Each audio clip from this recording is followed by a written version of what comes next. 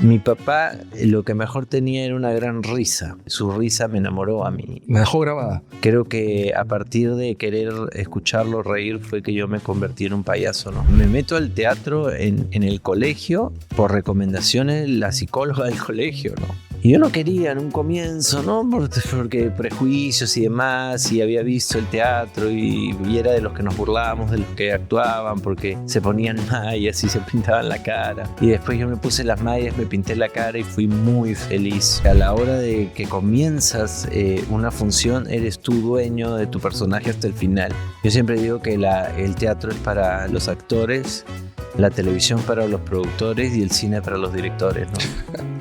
Vengo de una noticia terrible. Ya no se va a pagar las repeticiones. Yo he trabajado con actores que han salido, que han estado en la casa de todos los peruanos y que han muerto pobres. Y sus programas se han repetido, pero millones de veces, y ni siquiera le han podido dar una jubilación justa. Estoy seguro que muchos colegas tuyos y la gente que nos está mirando y escuchando comparten seguramente. Totalmente. Es un abuso.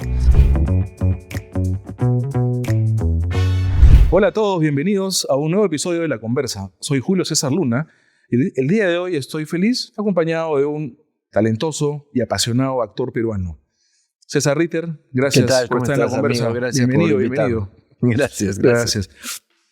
César, de las intervenciones artísticas más conocidas, ¿no? Teatro, cine, sí, televisión, todas de hecho generan emociones. Sí. Pero hay algo especial en el teatro que es como que estar respirando con los demás. Sí, a mí me encanta el teatro primero porque los ensayos son ensayos mucho más largos, son mucho más intensos y porque se genera siempre una comunión distinta entre los actores.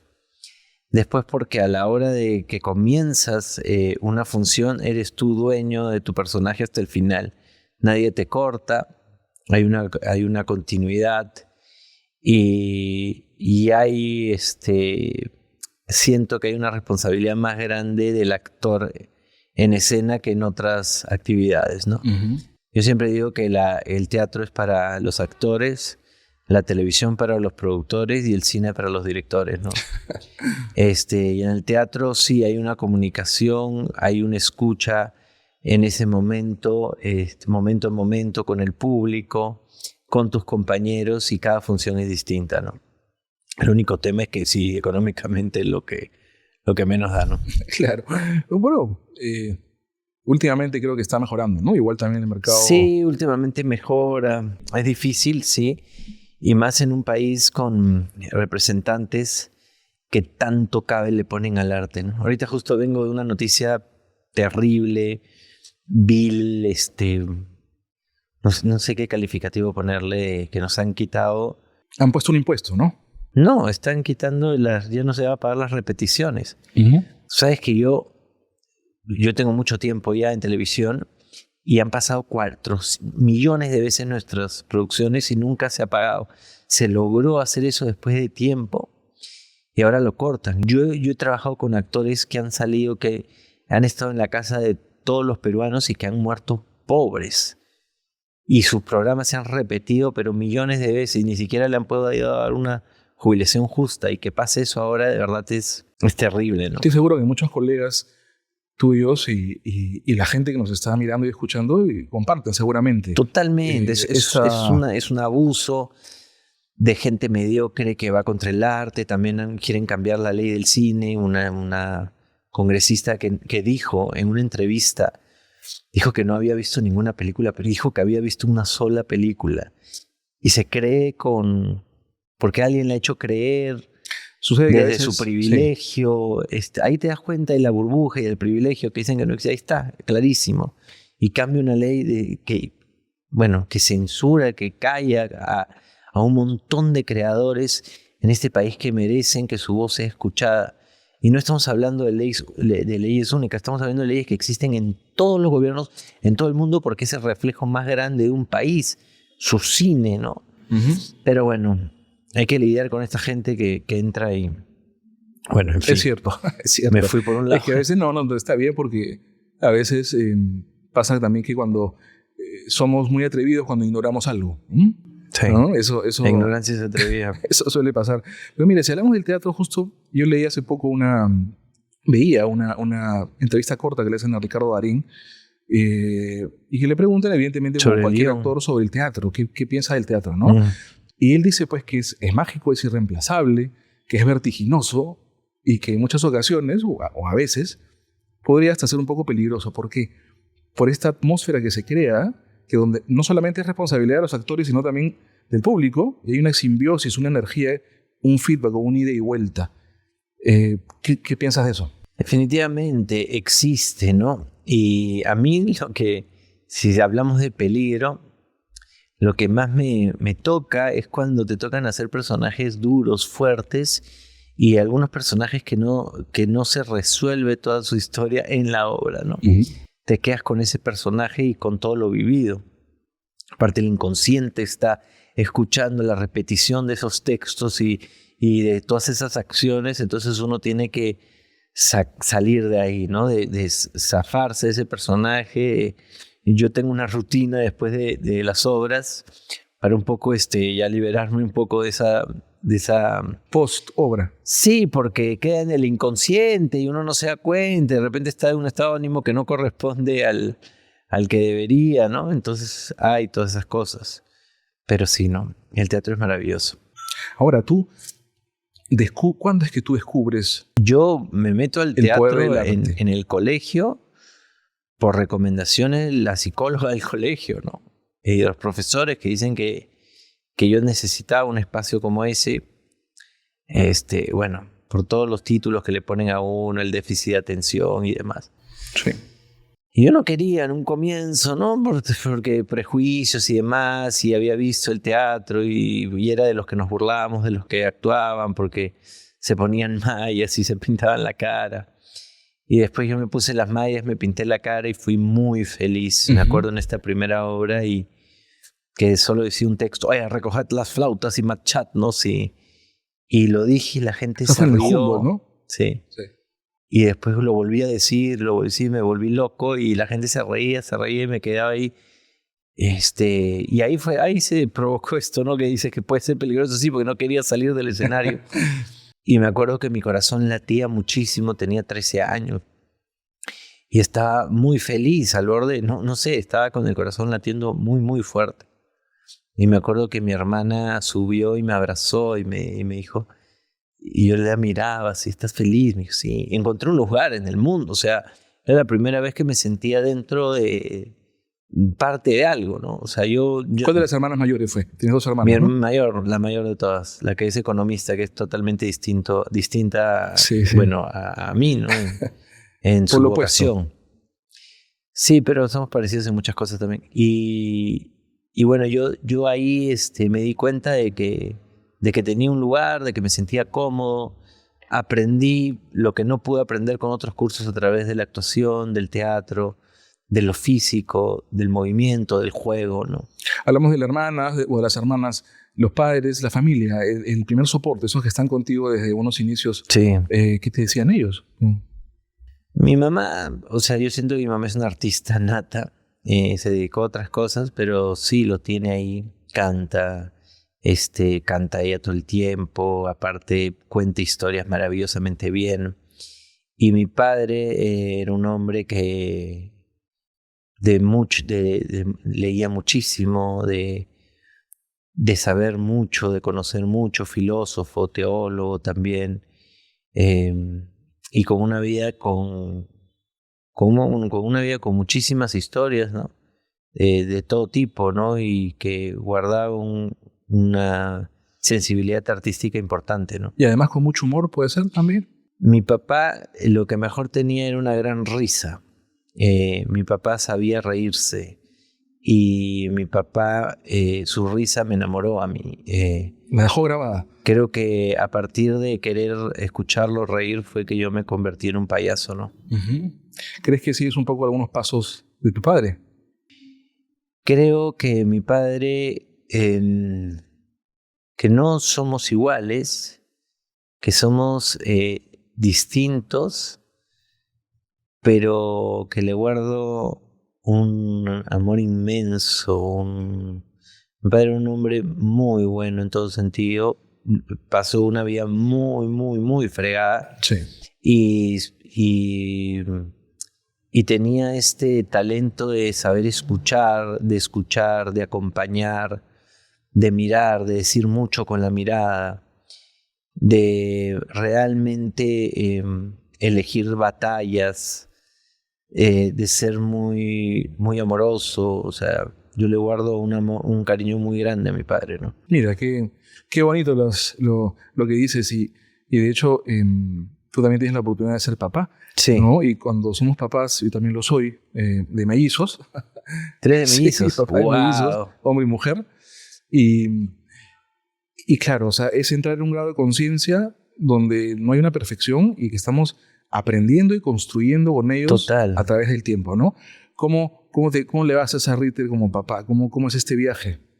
Mira, yo he tenido mucho miedo cuando estaba a la espera de mi primera hija. Me entraron muchísimos miedos. Por suerte tengo una esposa que está muy atenta y que me impulsó, me motivó a acompañarla a todos los lugares donde he podido un poco empaparme, conversar con padres, conversar sobre distintos tipos de educación, sobre los procesos de crecimiento, de acompañamiento a los pequeños, ¿no? Y eso me ha ayudado muchísimo, ¿no? Pero lo que más importante para mí es escuchar. Eso me dio mi padre. Y saber que es muy factible que me equivoque, de asumir la frustración para enseñarles a ellos que es parte de la vida, equivocarse y volver y pedir disculpas y salir adelante y estar ahí, fundamentalmente estar ahí y ser consciente y trabajar para ser mejor persona, porque al final lo que se van a llevar es el ejemplo. Uh-huh. Y si el ejemplo es un ejemplo de querer ser mejor, estamos perfecto, ¿no? Claro. Y que ellos puedan elegir lo que quieran, que sean libres en esa decisión total, y que tengan una libertad total de poder ser dueños de su propia vida, ¿no? Y en la medida que uno va aprendiendo con los hijos, por ejemplo, César, si hablamos del el poder que puede tener el arte Uh-huh. en la sociedad, ¿qué nos podrías decir cuál es tu opinión a tempranas edades, de repente, hacer que los niños jueguen, exploren? ¿Cómo los introducimos un poco al arte desde una temprana edad? Hay un juego libre en los niños. Cuando hay un juego donde no se les intenta enseñar, donde no se les indica ciertas cosas establecidas o preaprendidas, sino que simplemente se les acompaña en su desarrollo, ellos aprenden. Si tú le das a ellos un vaso y ellos agarran el vaso, le van a dar 1000 vueltas y van a estar muy atentos y con ganas de aprender. Si tú le dices que esto es así y se toma, ellos pierden la oportunidad de darle otro sentido al vaso y otra manera de agarrarlo y tomar. Y por sobre todas cosas le estás cortando la posibilidad de que ellos aprendan cuál es la metodología que a ellos les sirve más para aprender. Lo que les funciona a ellos. Porque cada uno de nosotros tiene una metodología diferente para llegar y aprender mejor las cosas y de una manera más cómoda y feliz. Tal vez tu manera que me la impones a mí no es la que a mí me va mejor y tal vez eso me frustra y me aleja de querer seguir aprendiendo. Entonces eso es fundamentalmente el arte, la libertad de jugar, de explorar, de vivir con atención cada uno de los momentos y de no perder las ganas y la motivación de descubrir el mundo. Cuando son bebés tú ves a los niños con los ojos abiertos, con ganas de comerse todo y de un momento a otro te meten a un colegio donde todos tienen que aprender a la misma edad, los mismos cursos y sentarse y quedarse callados y ya nadie quiere aprender. Esas son cosas que, no sé, que a mí me parecen como que contraproducentes, ¿no? Claro, felizmente, poco a poco. No tiene que ver con los límites. Claro. Ojo, los límites son fundamentales. Por supuesto. Hay un parámetro, pero después la libertad de gestionar tu propio juego y el autoconocimiento es fundamental en el desarrollo de todos. Claro, completamente de acuerdo con lo que dices y en realidad te decía que a veces, que creo que se está incorporando cada vez un poco más esta filosofía de la exploración, de los juegos en el sistema educativo, ¿no? Sí. Cada vez va cambiando un poquito en comparación de, imagínate, nuestra época, ¿no? De hace unos 20, 30 años, ¿no? Yo te lo digo porque a mí me costó muchísimo. Yo no era de aprender igual que los demás. Y yo a partir del teatro me redescubrí, me di cuenta de que tenía otras habilidades, de que aprendía las cosas de manera distinta. Yo no podía aprenderme un papel imposible de memoria. Sin embargo, en el teatro me aprendo guiones todos los días, porque me los aprendo de una manera distinta completamente.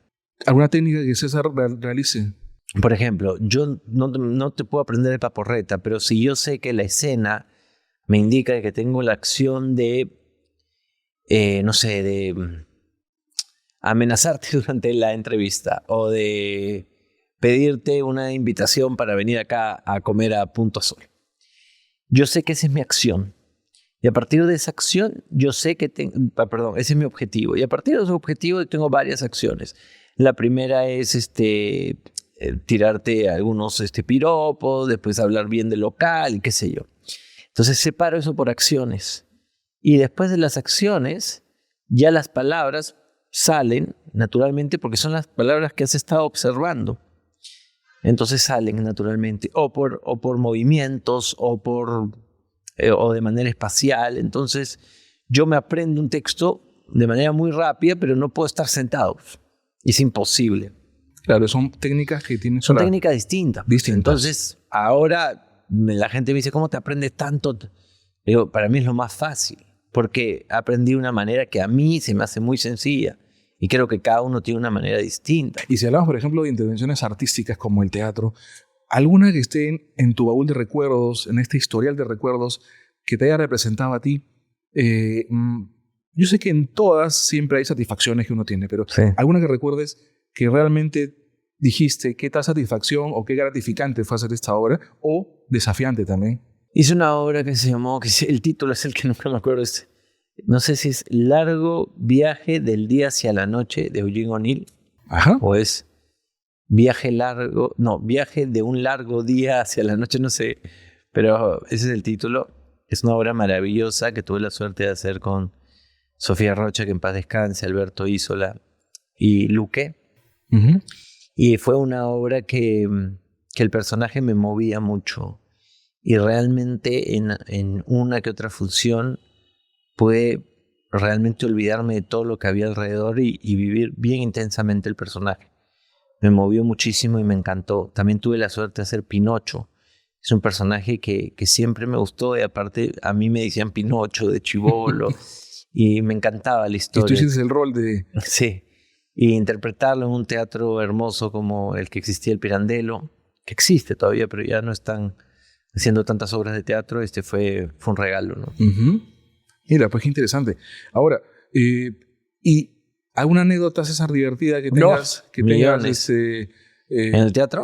Pues sí, que te haya pasado. Millones. De repente un momento inesperado, ¿no? Un día me clavé un cuchillo en la pierna, ya lo he contado varias veces. Me clavé un cuchillo en la pierna.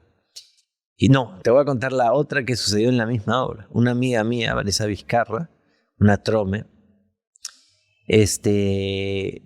de repente se dobla el pie en escena y cae, se desmaya. Entonces yo nunca corto la obra, siempre tiene que ser el mismo actor que la corte porque si no es feo, porque uno debe continuar hasta más no poder, pero la veo y veo que sus ojos estaban, se le veían los ojos blancos. O sea, era evidente. Acá hay que parar. Y la obra era una obra difícil, una obra extraña, una obra complicada, entonces dije... Comencé a mirar al fondo y dije, hay que cortar. Y la gente seguía mirando como si fuera parte de la obra. Hay que cortar. Y justo ahí el director se había ido. No había nada, no cortaban la obra. Y yo, hay que cortar. Y la gente pensaba que era parte. Yo bajé incluso y de repente la nada, estábamos en el Teatro del Olivar. Por la parte del costado da al parque. Y tantos eran mis gritos. Y yo incluso abro la puerta del costado y grito los nombres del director. La gente no se paraba. Pensaba que era parte de la obra. ¿Qué tiempo había transcurrido ahí? No mucho, pero pero para mí fueron siglos, ¿no? Claro. y de repente entra de la nada un serenajo con un perro, un Doberman, no, un pastor alemán. Entonces la gente ya dijo, esto es demasiado raro ya. Entonces ya la gente ya comenzó a dudar todo y ya se encendieron las luces todo y bueno, se canceló la obra ahí y las siguientes funciones mi amiga la tuvo que hacer con silla de ruedas, ¿no? Mira, pues no te creo. Una de las millones de anécdotas que tengo en el teatro. Aquí, Lo que más se recuerda son las anécdotas, las equivocaciones. Las equivocaciones. Son los momentos en que uno después más se ríe y más recuerda, porque son los momentos de tensión más grandes, ¿no? Uh-huh. Han habido muchos. ¿Algún otro de repente por ahí? Pucha, he tenido varios. En la tele también has tenido algunos, ¿no? Sí, en un evento un amigo mío se cayó del escenario, ¡bum!, hasta abajo. Míos he tenido montones también. Yo me he caído del escenario vestido de tigre al suelo. Me clavó un cuchillo en el muslo. Hay una muy buena también con Adolfo Chuima, ¿no? Que le ponía, creo que en Adolfo he tenido, ¿no?, millones. Adolfito es un placer grabar con él. Ataques de risa, millones. Tiene que estar pronto aquí en la conversa, Adolfo. Pronto. Sí, tiene que estar pronto. Uy, le tengo que tienes decir, que tenerlo, ¿no? Al más grande de todos. Cuando hablamos sobre el arte, César, hay mucha gente que tiene muchos talentos, pero a veces se presentan obstáculos en el camino, como por ejemplo, no salir de esta zona cómoda, de esta zona de confort que la gente tiene. ¿Qué mensaje tú le darías a...? ¿Qué mensaje me voy a dar a mí? Me doy porque es una cosa que sucede constantemente, ¿no? Es difícil y con los años cuesta más reinventarse, renovarse. Aunque siendo actor peruano no te queda de otra, ¿no? Volver al juego. Siempre saber que esto es un juego por sobre todas las cosas. Que hay que jugar, que hay que saber que es parte, que no hay que creerse tan importante, que hay que siempre estar muy pegado a la tierra porque nosotros interpretamos humanos, relacionarnos con nosotros mismos, con lo que sucede alrededor, estar muy pendiente de lo que sucede en nuestro país, en nuestra sociedad, estar con los ojos muy abiertos, pero sobre todo con la escucha muy atenta. Y eso. ¿Y qué factores para ti juegan la persistencia, la resistencia? Por ejemplo, no sé, un joven que quiera dedicarse o quiere entrar en el mundo del arte, ¿qué necesita? ¿No? Necesita primero saber de qué se trata la profesión. Necesita poder primero conocerse, tratar de conocerse lo mejor posible para saber si es realmente lo que le gusta. Muchos alumnos llegan con una idea de la actuación errónea, llena de luces, de aplausos, de abrazos, que al fin y al cabo son efímeros, no duran, o de un reconocimiento. Igual a esos alumnos se les abraza, se les atiende, se los escucha. Y en este trabajo de autoconocimiento se aprenden a conocer y tal vez de esa manera a tener un acercamiento más grande a lo que puede ser realmente su vocación.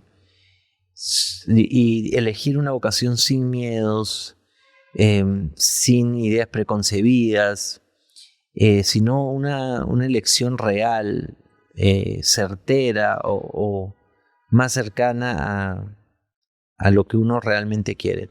¿Y César Ritter tiene algún pendiente teatral, sí, algo que todavía no has tenido la oportunidad de realizar, por ejemplo? Estoy a puertas de hacer algo que necesito hacer, que es una obra escrita y un poco, no sé si dirigida, pero actuada por mí, que es una obra testimonial, que va a ser un monólogo testimonial sobre la muerte de mi padre, ¿no? Uh-huh. Y lo quiero hacer en humor. ¿En humor? Sí, porque mi padre significó algo muy... O sea, mi padre creo que ha sido el que con su risa me llevó a ser cómico. Bueno, pero mira qué gran motivación, ¿no? Sí. Qué gran motivación. Y sí, y siento que es importante y siento que con eso voy a cerrar un ciclo y me voy a adentrar a otras posibilidades que también hace tiempo quiero. Y sobre todo que te puedas regalar la oportunidad, César, también de hacerlo con ese espíritu de humor que él tenía. Sí, O sea, darle ese enfoque me parece súper interesante, ¿no? Y alguna actriz o actor, me imagino que uno siempre tiene admiración y reconoce y valora el trabajo de mucha gente, pero alguien con quien te gustaría compartir escenario. Por suerte ya peruano. Sí, peruano, con peruanos, mis actores favoritos son Emilram Cosío, Pietro Civile, Lucho Cáceres. Bueno, hay un montón, ¿no? Hay un montón. Que seguramente has compartido escenas. Sí, con los que no he compartido, que me gustaría compartir hasta ahora, Bruno Dar, con Paul Vega ya he tenido la oportunidad de compartir, con Miguel Isa también. Hay varios que son muy buenos. Magali Solier, por ejemplo, no he podido compartir escena, me encantaría. Y después hay muchas actrices muy buenas, ¿no? Acá en el Perú hay muchas buenas. Yo recuerdo una entrevista que veía sobre tu historia y contabas una anécdota pues con Manuel Gol en la película. Manuelito. En la película sí, el ceviche. Que estaban ahí con los tiburones, ¿no? Y que tú decías que cómo te hubieran puesto a alguien un poquito más carne. más gordo. Manuel es un caso. Y con él también has hecho obras también. Sí, con Manuel ya hemos trabajado juntos. Sí, también hay un actor que admiro mucho. Hay varios, ¿no? De hecho, si me dices con quién me hubiera encantado, no sé, quizá verlo en vivo, Cantinflas, ¿no? Él veía todas sus películas y me he reído como nunca con alguien. Claro, son cosas que harán el recuerdo y que seguramente ni la inteligencia artificial podrá acercarse. Tuve la suerte de sí estar y hacer un sketch frente a Chespirito, ¿no? Ajá, Roberto Gómez Bolaños, mira. Sí, de verlo, ¿no? No me atreví a acercarme. Tuve muchas ganas y me ganó el nervio, la timidez. Pero sí, también lo he admirado mucho.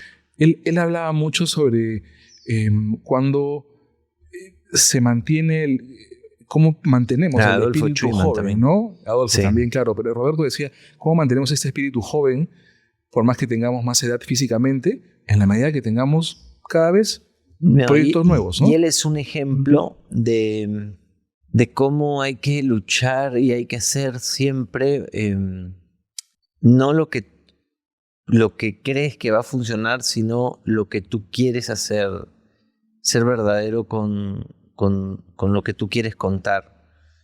Si tú te pones a pensar, hizo una serie de personas de 40, 30 y pico, haciendo de niños de 8, de 9 años, en una vecindad.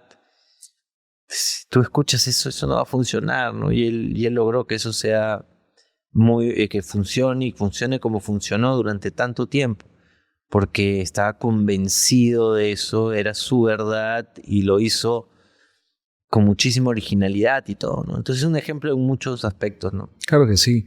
Y como bien decíamos, el tema de tener proyectos nuevos cada día. Y tú no paras de tener proyectos y estás actualmente en una obra. Sí, limones. 5 veces, ¿no? 5 veces limones. 5 veces limones. Tú sabes que no he tenido todavía la oportunidad de ir a verla. Voy a ir a verla en estos días. Sí. Prometo hacerlo porque además de estar teniendo el privilegio de poder entrevistarte, César. Gracias, amigo.